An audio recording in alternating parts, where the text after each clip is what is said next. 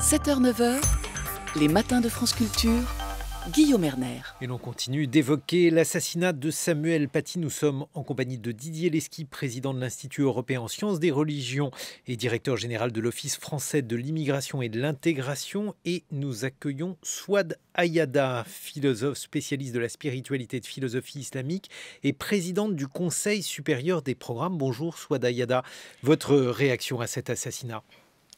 Bonjour Guillaume Erner. Écoutez, ma première réaction est d'abord d'exprimer mon chagrin pour Samuel Paty à travers son assassinat. C'est l'ensemble des professeurs qui sont visés et je suis d'abord et avant tout un professeur. Cet attentat terroriste est caractéristique du projet qui anime l'islamisme terroriste. Il est caractéristique d'une vision du monde qui vient heurter, cela fait quelques années, notre vision du monde. Notre vision du monde, elle est démocratique, elle est républicaine. La liberté de penser, la liberté d'expression sont des libertés que tout citoyen en France peut exercer. Cette liberté d'expression, cette liberté de penser, elles animent l'action des fonctionnaires. Elles sont aussi, et c'est cela qui nous importe, au cœur de l'exercice du fonctionnaire qu'est le professeur. Le professeur ne se contente pas d'enseigner comme objet d'étude la liberté d'expression. Cette liberté d'expression, elle anime son acte même d'enseigner. Elle est liberté d'enseignement, liberté d'enseigner. Pour le professeur, cette liberté d'expression, elle prend la forme d'une liberté pédagogique. C'est important de revenir sur ce point-là parce que c'est cela qui est visé dans l'assassinat de Samuel Paty. Cette liberté pédagogique, elle est une liberté de moyen offert aux professeurs d'utiliser tous les moyens qu'il juge opportuns pour enseigner ce qu'il doit enseigner. La liberté d'expression est un objet d'enseignement, notamment dans le cadre de l'enseignement moral et civique. Et l'art de la caricature fait partie des moyens qui ont toujours été utilisés en France pour exprimer cette liberté d'expression. Ça veut dire qu'il faut les utiliser, les montrer en classe, Souad Ayada. Est-ce qu'il y a différents moyens? Bref, comment s'y retrouver? Je ne dirais pas qu'il le faut, parce que je respecte la liberté pédagogique des professeurs qui est intimement liée à l'existence de programmes scolaires. Et si M. Paty a jugé cela nécessaire, je ne peux que le respecter. Vous m'avez présenté Guillaume Erner comme philosophe, et comme philosophe, je ne saurais me soustraire au modèle qui m'a toujours animé, qui est celui de Socrate. Et Socrate n'hésitait pas à utiliser des moyens, je ne dirais pas brutaux, mais paradoxaux, pour transmettre ce qu'il estimait devoir transmettre. Une réaction, Didier Lesky?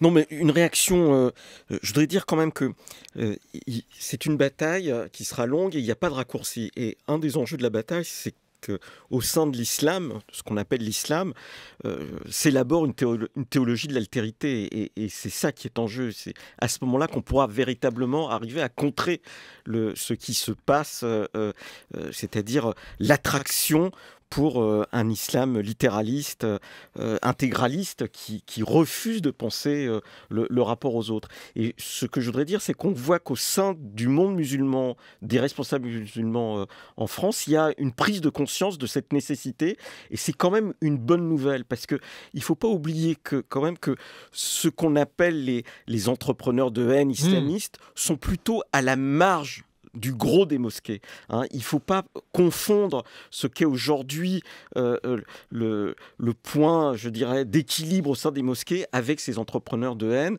qui refusent la liberté d'expression, comme vient de le dire Souada Yada. Mais alors, Souada Yada, justement, est-ce que l'on peut être un bon citoyen ou un citoyen tout court, d'ailleurs je ne sais pas si la notion de bon citoyen a un sens, en récusant par exemple le droit de publier ou de dessiner des caricatures du prophète? Écoutez, citoyen ou bon citoyen, je ne le crois pas. Je ne crois pas qu'on puisse récuser au nom d'une religion dès lors qu'on vit dans un espace qui est celui où s'applique la loi de la République, la loi civile, qui ne reconnaît pas de blasphème, qui ne reconnaît pas d'apostasie, autre donnée de la religion.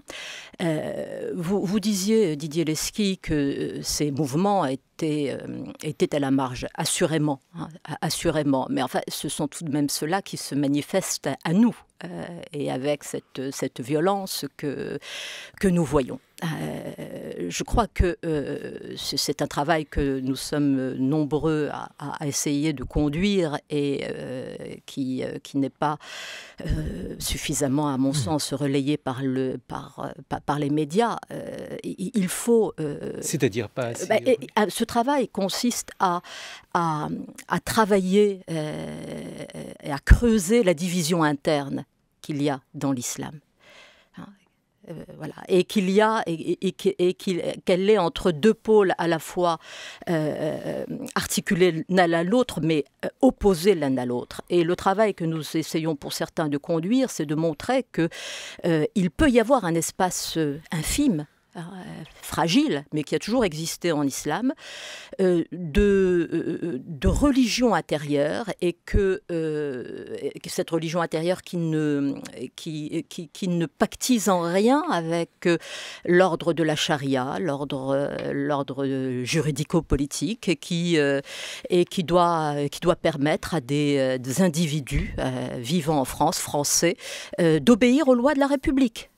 C'est à cette seule condition que l'islam est compatible avec la République. Agathe André, nous sommes au téléphone avec vous. Bonjour Agathe André. Bonjour Guillaume Erner. Vous êtes journaliste, vous êtes fondatrice avec Charlie Hebdo d'une association Dessiner, Créer, Liberté. Agathe André, il faut nous présenter cette association. Alors cette association, elle est née au lendemain des attentats de janvier 2015, et elle est surtout née d'une nécessité, donner des clés de compréhension du monde. Il était plus urgent que jamais à l'époque. Et du coup, on n'a pas prêt de quitter les bancs de l'école, mais d'initier au dessin de presse, à la satire, à la caricature.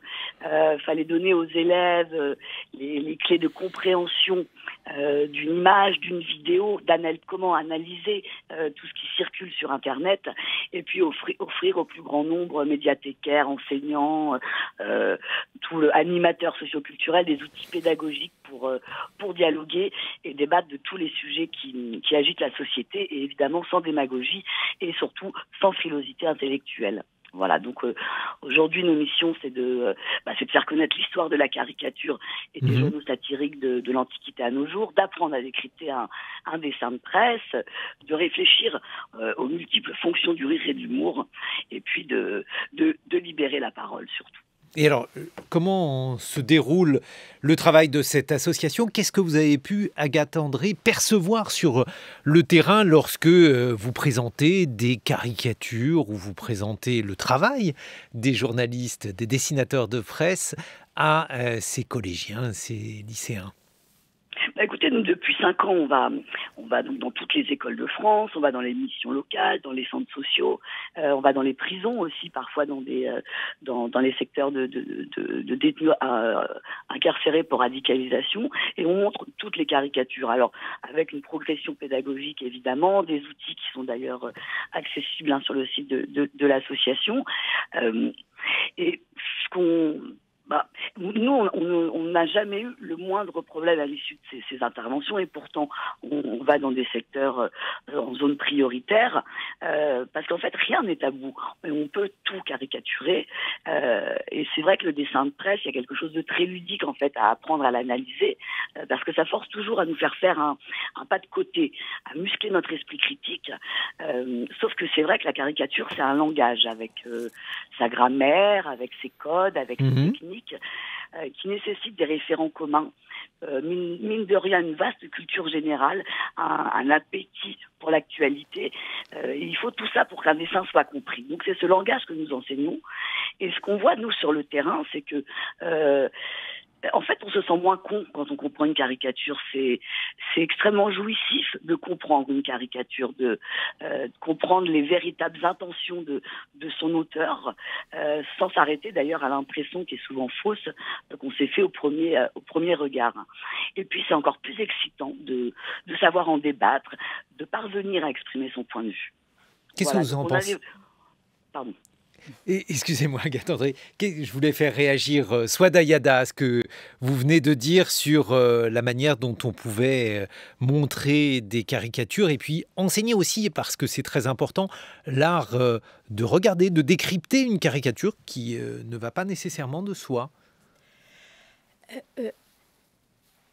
Rappelons que Samuel Paty était professeur d'histoire géo et qu'à ce titre, il était chargé de l'enseignement moral et civique.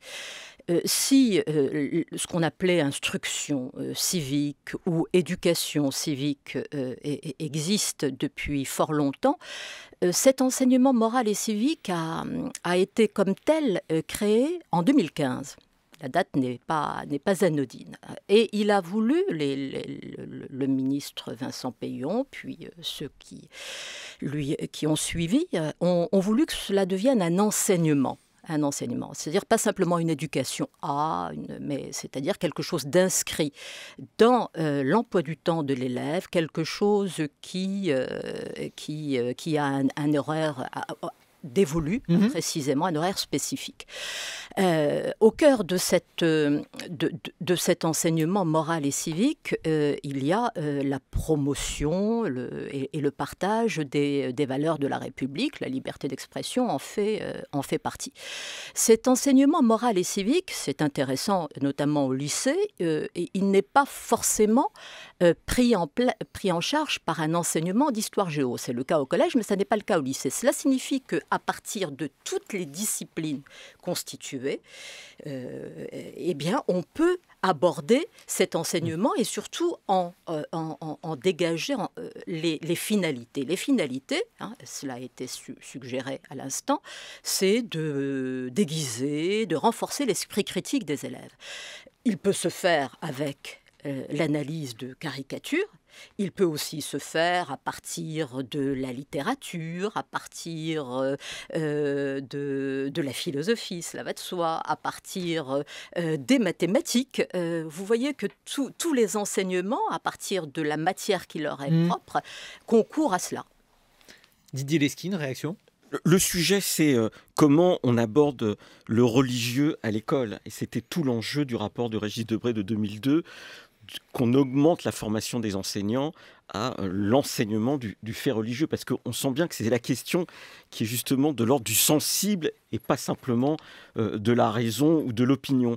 Et je crois que c'est ça qui, sans doute, peut-être est à renforcer, c'est la capacité, justement, sur l'ensemble des matières, d'aborder cette question, parce que c'est la question la plus sensible. Je veux dire que M. Paty, c'est pas simplement la liberté d'expression qui amène à ce drame, si vous voulez, c'est la liberté d'expression concernant un sujet très précis qui est de l'ordre du religieux, parce qu'on est là au cœur de quelque chose qui, comme le dit Régis Debray, atteint les systèmes nerveux, si vous voulez. Et donc c'est en ce sens peut-être qu'il y a quelque chose à amplifier, à plus travailler. Je profite de votre présence pour le dire, parce que je crois que c'est sur ça que justement l'Institut européen en sciences des religions essaye de travailler depuis des années avec les enseignants, et je sens depuis plusieurs années une sorte de recul, d'appréhension, d'aborder ce sujet précis, c'est comment on parle du fait religieux aux élèves, et c'est ça qui a été au cœur du drame. Swada Yada. Oui, je suis d'accord avec vous, Didier Lesky. Sans doute un enseignement portant sur les faits religieux, ou le fait religieux comme on voudra l'appeler, est-il souhaitable. Il n'empêche tout de même que cet enseignement est très problématique pour plusieurs raisons. D'une part, la notion même de fait religieux. Il ne faudrait pas quand même laisser entendre que le fait religieux ou les faits religieux sont du même type que les faits scientifiques ou les faits historiques. Vous voyez qu'il y a quand même un travail de clarification. De cette notion. Il y a aussi un travail de clarification des visées qu'on se donne au travers de cet enseignement du fait religieux. S'agit-il d'accroître le champ du savoir humain dans le domaine des religions ? S'agit-il de promouvoir la laïcité ? Alors je veux bien, mais dans ce cas-là, il faut que l'on s'entende sur la définition de la laïcité qui est nécessaire pour permettre un enseignement du fait religieux. Il faut aussi se demander, si on le destine tout particulièrement à un certain type d'élèves. Bien sûr que non. Voilà, donc à qui s'adresse-t-on ? C'est promouvoir une laïcité d'intelligence et prendre en compte le fait que le sacré, ça existe et que la question du religieux traverse chacun de nous, en particulier en ce moment. Mais vous savez mieux que moi que cette conception de la laïcité n'est pas unanimement partagée. En particulier au moment où les espérances laïques se sont effondrées et que le retour du religieux nous impose d'arriver à objectiver ce fait par rapport aux consciences qu'on a à prendre en charge. Je crois qu'on Agathe André, on ne peut enseigner que les aspects civilisationnels et culturels des religions. C'était tout l'enjeu du rapport de Debré. Agathe André, vous qui Oui, alors moi, représentez... sur la question de la laïcité, je trouve que telle qu'elle est dictée aujourd'hui dans la loi, il n'y a rien à changer, en fait. C'est un principe qui chapeaute toutes les autres libertés, c'est un principe d'émancipation et d'égalité de tous. C'est vrai que ce qui m'étonne, c'est ce débat qu'il puisse y avoir autour de la définition de la laïcité, puisqu'il n'y a rien à enlever, il n'y a rien à rajouter, en fait. Me semble-t-il. Et dans le travail de votre association, Agathe André... Typiquement, nous, moi j'ai un peu de mal à parler de faits religieux, effectivement faire rentrer le fait religieux à l'école, l'école laïque, ça m'étonne un peu, mais si on le prend par l'angle de l'apprentissage, ou en tout cas de l'enseignement de la laïcité telle qu'elle est dictée aujourd'hui, nous ça nous va très bien, c'est ce qu'on fait. En fait, à partir d'une sélection de dessins, alors d'adolescents qui avaient été envoyés après les attentats de janvier à Charlie, puis de dessins de caricatures historiques ou actuelles, on explique évidemment la liberté d'expression et ses limites. On débat de liberté de conscience, de liberté de croire ou de ne pas croire, de liberté de rire des religions et de railler ceux qui s'en réclament. Et puis on explique évidemment cette laïcité qui pour moi le principe le plus humaniste qui soit sur cette terre. Et en fait, à l'issue de nos interventions, nos participants comprennent qu'on peut rire de la mort sans railler les victimes, qu'on peut caricaturer les religions et respecter les croyants, qu'on peut plaisanter du racisme pour mieux le dénoncer. Mais Agathe André, si les parents, alors je pense évidemment à ce parent d'élève qui s'est exprimé sur les réseaux sociaux, si les parents ne le partagent pas ce point de vue, qu'est-ce que l'on peut faire ? Qu'est-ce qu'il nous reste à faire pour les laïcs, pour les militants ? Alors là, l'histoire, elle est quand même un peu faussée parce qu'apparemment ni l'élève n'était en cours, ni le professeur, le parent d'élève est allé discuter. Peut-être que ce qu'il faudrait faire, c'est mettre des référents dessinés créer liberté dans toutes les académies de France, dans toutes les régions de France, qui soient un référent formé aux outils qui sont les nôtres ou d'autres associations qui travaillent sur la caricature. Et dès qu'il y a un souci, une menace, faire remonter la formation. Ça aurait dû être je crois, la mission des référents laïcité. Voilà, je crois maintenant l'éducation nationale ne doit plus être frileux. Voilà. On va poser la question à Swada Yada. Je voudrais tout d'abord revenir sur ce que vous disiez, madame.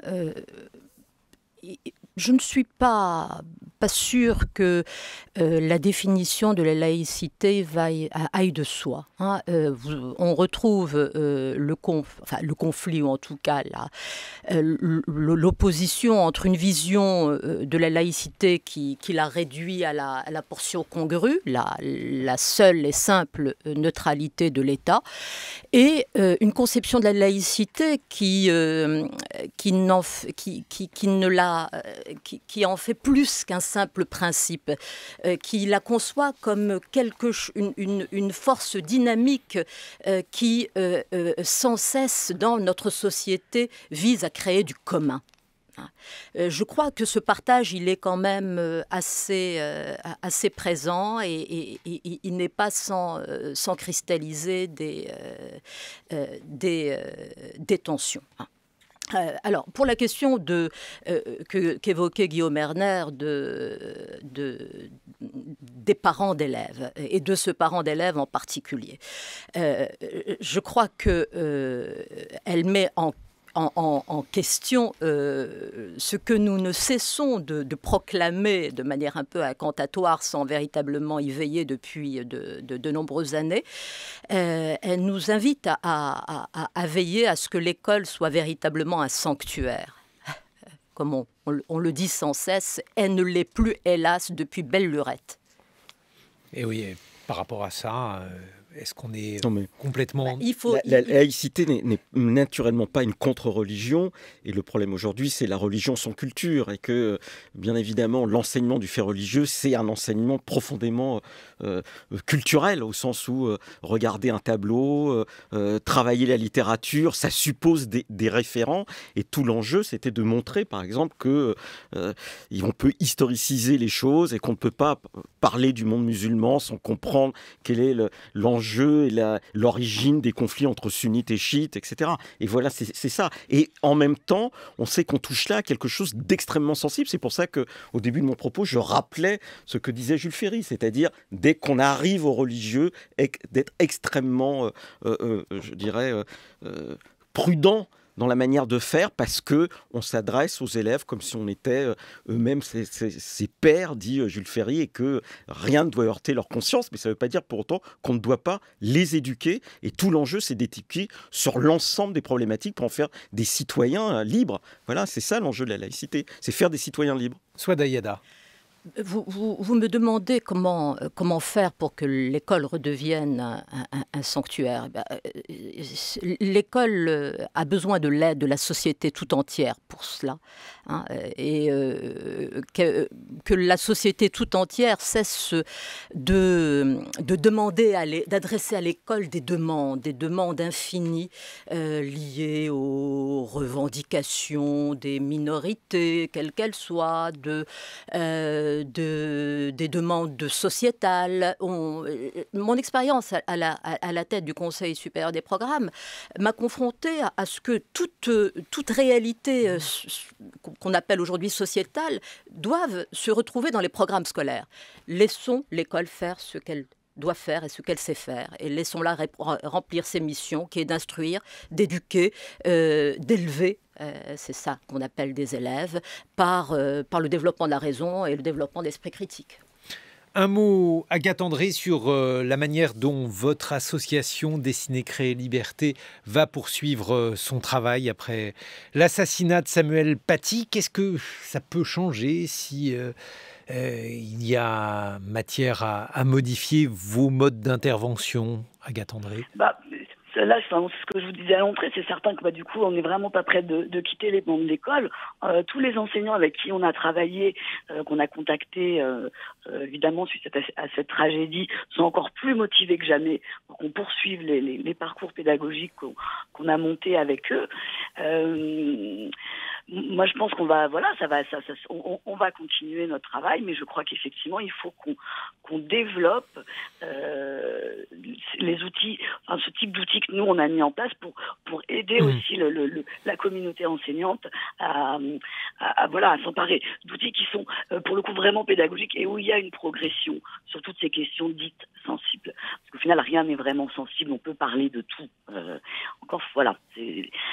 C'est ça. Là-dessus, moi, j'ai aucun doute. Mais bon, voilà, on va continuer ce qu'on a fait jusqu'à présent. Et en ce moment, on a d'ailleurs un groupe d'un lycée populaire de région parisienne, de lycéens, qui nous suivent pour un projet pédagogique assez original, en fait, autour du procès donc des attentats de janvier 2015.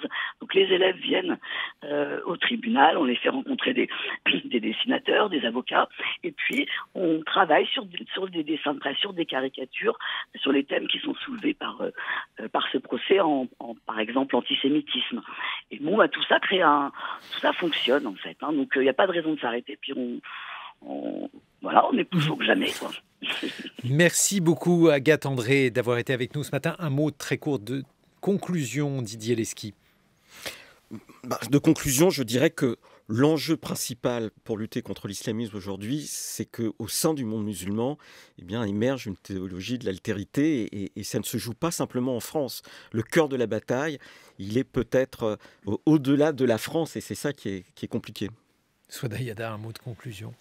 Écoutez, nous voyons bien que l'école, à travers ce tragique assassinat, est bien la tête de proue des combats, du combat qu'il faut mener, du combat intellectuel infini contre les religions superstitieuses, contre l'obscurantisme et contre aussi, me semble-t-il, les pratiques sur les réseaux sociaux qu'on qualifie de manière bien abusive de débat ou autre chose. Merci d'avoir été avec nous, Didier Lesky, Souada Yada, qui est présidente du Conseil supérieur des programmes, Agathe André pour l'association Dessiner, Créer, Liberté. Nous allons évoquer toute la journée l'assassinat de Samuel Paty sur l'antenne de France Culture. Le temps du débat à 18h20 sera consacré à la lutte contre le terrorisme et Être et Savoir à 21h. Il y aura notamment l'enseignant Yanis Roder et d'autres enseignants qui s'exprimeront sur cette question. Je vous présente mes deux camarades qui viennent prolonger